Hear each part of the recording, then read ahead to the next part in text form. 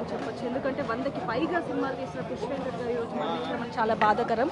కానీ అంతకంటే బాధ కల్పిస్తున్నది ఏంటంటే ఇండస్ట్రీ నుంచి ఎవరు రాలేదు అంటూ కూడా కొన్ని మాటలు వినిపిస్తున్నాయి. దానికి సంబంధించి మీరు అంటే ఇండస్ట్రీ నుంచి రాలేదు అనడానికి మాత్రం అతను చనిపోయినందుకైతే అందరికీ బాధ ఉంటుందండి. కలిసి నటించాం, మేమందరం నటించాం, చాలా సినిమాలు చేశాను వెంకట్ అన్నతో. నేను ఇంతకుముందు కూడా వచ్చి కలిశాను, రామ్నగర్ ఇంటికి వెళ్ళాను. నా వరకు నేను ఏదో చేయగలిగిన చేస్తాము.